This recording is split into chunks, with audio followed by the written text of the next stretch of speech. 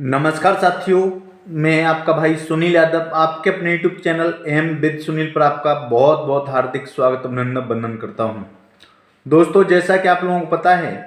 69,000 शिक्षक भर्ती में 6,800 की लिस्ट हाईकोर्ट के सिंगल बेंच के ऑर्डर के द्वारा पेश कर दी गई है और इस सिलसिले में अब सभी भाई बहनों को 27 मार्च को लखनऊ में जरूर आना है।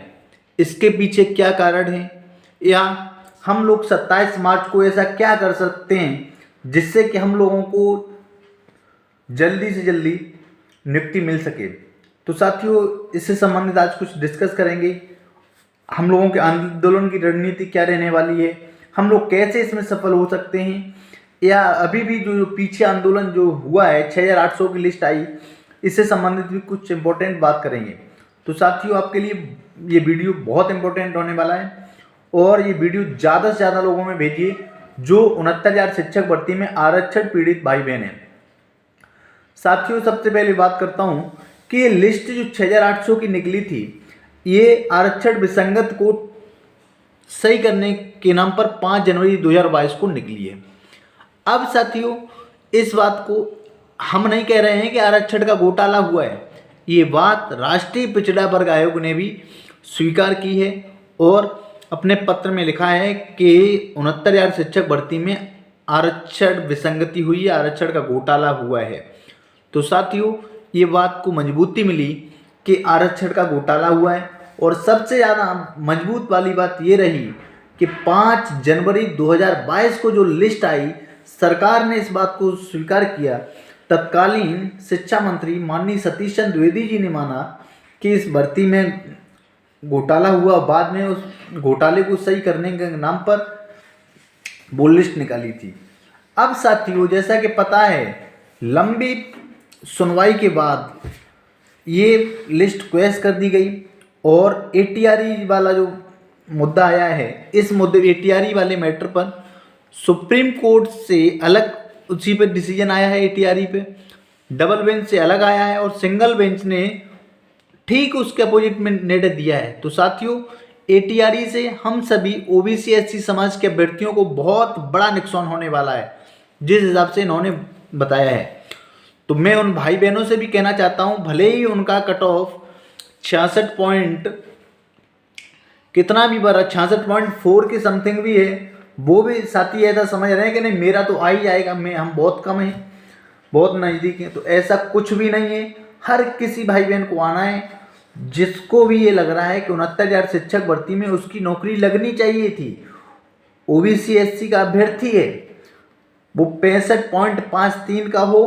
या 63-64 वाला भी हो, उसके भी संभावनाएं बन सकती हैं साथियों, क्योंकि 69,000 सीटों पर घोटाला हुआ था और बाद में 6,800 की लिस्ट आई है। साथियों, मैं उन सभी भाइयों से तो कहूँगा ही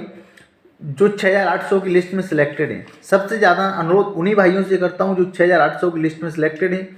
क्योंकि आप लोग जान चुके हैं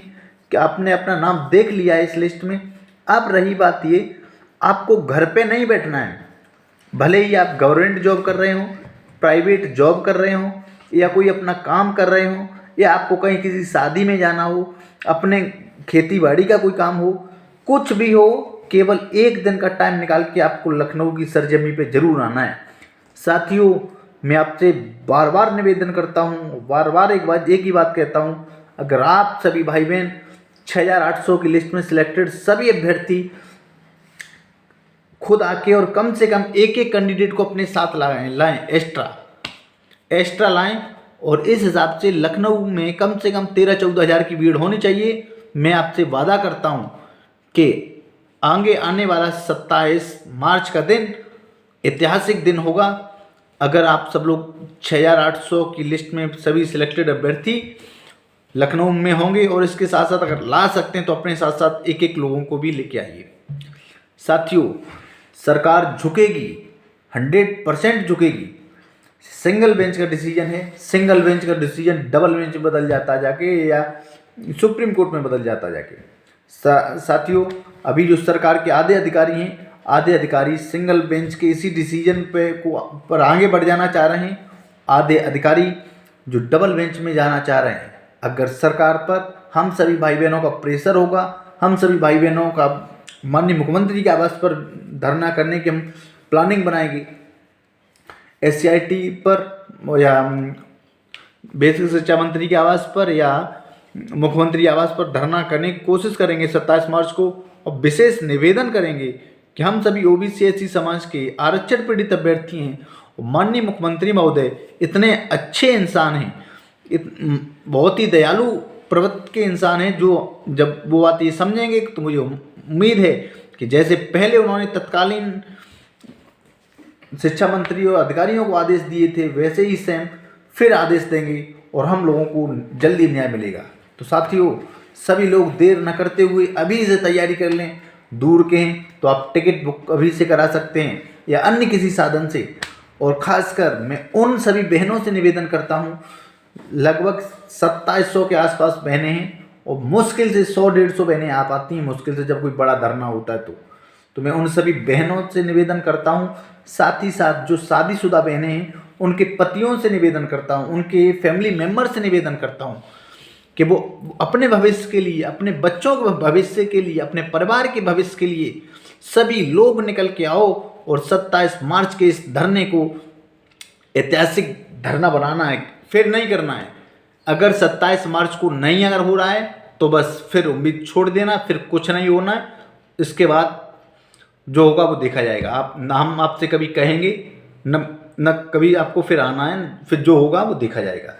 अंतिम बार है बस भैया, अब फिर नहीं, इससे ज़्यादा हमारे शरीर में भी अब ताकत नहीं रही, हम बार बार इसी भर्ती पर अटके हैं। बस इसलिए आप लोगों से कह रहे हैं कि आप लोग बस आइए, सब लोग 27 मार्च को सब लोग आइए, ज़्यादा से ज़्यादा संख्या में आइए और हमें उम्मीद है कि हम लोग सफल जरूर होंगे। और ये वीडियो ज़्यादा से ज़्यादा ग्रुपों में शेयर करिए, हर ज़िले में पहुंचाइए, हर ज़िले के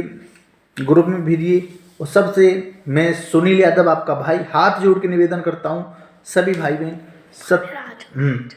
27 मैं सुनील यादव पुनः हाथ जोड़ के निवेदन करता हूं, सभी लोग जरूर आएं और जिससे कि जल्दी से जल्दी हम लोग अपने नियुक्ति के मार्ग पर नियुक्ति तक पहुंच सकें। Thank you for watch this video.